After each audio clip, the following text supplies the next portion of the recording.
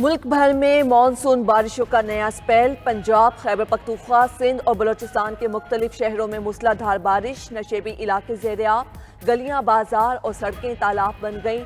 नदी नालों में तूग़यानी। शक्करगढ़ के करीब नालाबई में ऊंचे दर्जे का सैलाब, फसलें ज़ेर-ए-आब आ गईं। नालाबई में फंसे 7 किसानों और 2 चरवाहों को मवेशियों समेत रेस्क्यू कर लिया गया। उधर कराची, लाड़काना, कंबर शहदाद कोट समेत सिंध के मुख्तलिफ इलाकों में भी बादल बरस पड़े। मुतादिद फीडर्स ट्रिप कर गए, कई इलाके बिजली से महरूम। खैबर पख्तूनख्वा के सूबाई वजीर communication and works Shakeel Ahmed काबीना से मुस्ताफ़ी। इस्तीफ़ा वजीर आला KP को भिजवा दिया। कहते हैं मेरे महकमे में वजीर आला मुदाखलत कर रहे थे। अली अमीन गंडापुर किसी और के इशारों पर काम कर रहे हैं। वजीर आला से इख्तिलाफ उसूलों पर मबनी है।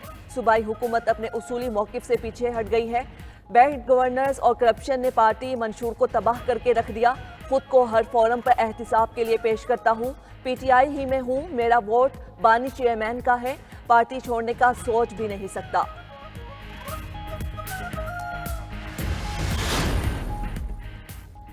शकील अहमद को नोटिफाई करने की समरी उनके इस्तीफे से पहले ही भेज दी थी। वजीर आला खैबर पख्तूनख्वा अली अमीन गंडापुर की 92 न्यूज़ से गुफ्तगू। बोले, शकील अहमद को बानी की बनाई कमेटी की सिफारिश पर नोटिफाई करने की समरी भेजी।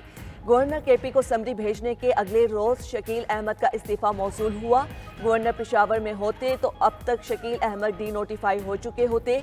शकील अहमद को हटाने की समरी किन इल्जामात पर भेजी गई, कमेटी ही बता सकती है।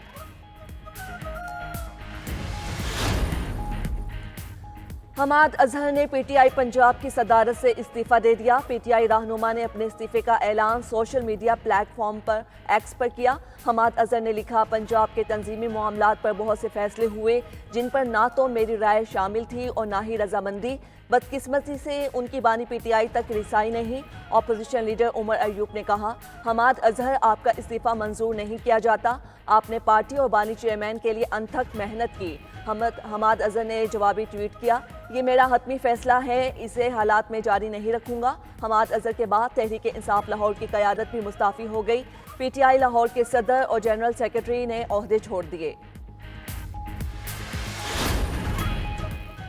इंटरनेट की बंदिश के खिलाफ दरख्वास्त। लाहौर हाई कोर्ट में समाअत आज। जस्टिस शकील अहमद नदीम सरवर की दरख्वास्त पर केस सुनेंगे। दरख्वास्त में वफाकी हुकूमत और PTA समेत दीगर को फरीक बनाया गया। मौक़िफ़ अपनाया गया कि बगैर किसी नोटिस और वजह बताए इंटरनेट और सोशल मीडिया एप्लीकेशंस बंद कर दी गई हैं। इंटरनेट की बंदिश से कारोबार मुतासिर हो रहे हैं। इंटरनेट बंद करने का हुकूमती फैसला कलअदम करार दिया जाए, दरख्वास्त में इस्तदा।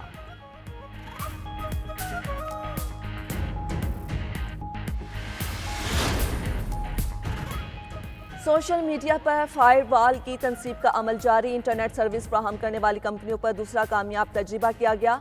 फायरवॉल के तजुर्बे के दौरान अपलोडिंग और डाउनलोडिंग को फिल्टर किया गया।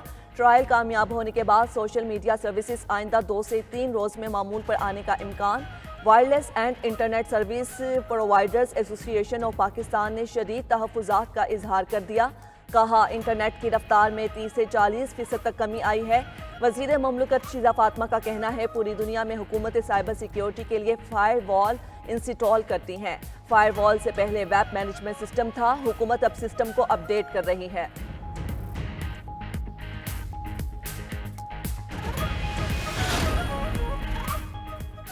फैज़ हमीद के खिलाफ तहकीकात के बाद मजीद गिरफ्तारियां। पाक फौज के 3 रिटायर्ड अफसरों को तहवील में ले लिया गया। ISPR के मुताबिक तीनों रिटायर्ड अफसर मिलिट्री डिसिप्लिन की खिलाफ वर्जी के मुर्तकिब हुए। साबिक अफसरान सियासी मुफादात के ईमा पर और मिली भगत से अदम इस्तेहकाम को हवा दे रहे थे। गिरफ्तार साबिक फौजी अफसरान में 2 ब्रिगेडियर्स और 1 कर्नल शामिल। तीनों रिटायर्ड अफसरों के नाम भी सामने आ गए। ब्रिगेडियर रिटायर्ड गुफ्फार और ब्रिगेडियर रिटायर्ड नईम और कर्नल रिटायर्ड आसिम शामिल। तीनों साबिक अफसरान फैज़ हमीद के खास और मंजूर नज़र थे। रिटायरमेंट के बाद सियासी जमात और फैज़ हमीद के दरमियान पैगाम रिसानी और सहूलतकारी का काम करते थे। दोनों रिटायर्ड ब्रिगेडियर्स का ताल्लुक चकवाल से है। कुछ रिटायर्ड अफसरों और उनके साथियों के खिलाफ मजीद तहकीकात जारी। फैज़ हमीद को 12 अगस्त को फौजी तहवील में लिया गया था।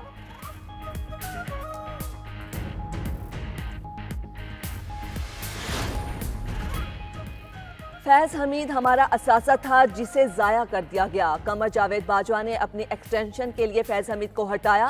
नवाज शरीफ और शहबाज शरीफ के कहने पर फैज हमीद को हटाया गया। बानी पीटीआई की अडियाला जेल में सहाफियों से गैर रस्मी गुफ्तगू। कहा, मैं बार बार कमर बाजवा को कहता रहा फैज हमीद को ना हटाएं। ख्वाजा आसिफ ने कहा, बाजवा एक्सटेंशन चाहते थे, ये मेरे मौकिफ की तायद है। बाजवा ने अपनी एक्सटेंशन के लिए मेरी हुकूमत गिराई। फैज हमीद को हटाने पर मेरी बाजवा से सख्त तलखी हुई थी। फैज हमीद की गिरफ्तारी फौज का अंदरूनी मामला है। अगर फौज फैज हमीद से इंक्वायरी करना चाहती है तो करे, मेरा फैज हमीद से कोई लेना देना नहीं। बानी पीटीआई मजीद बोले, फैज हमीद का एहतिसाब कर रहे हैं तो अच्छी बात है, लेकिन फिर ये सब का एहतिसाब करें। सारा मामला मेरी गिरफ्तारी से शुरू हुआ, उसकी तफ्तीश क्यों नहीं की जा रही।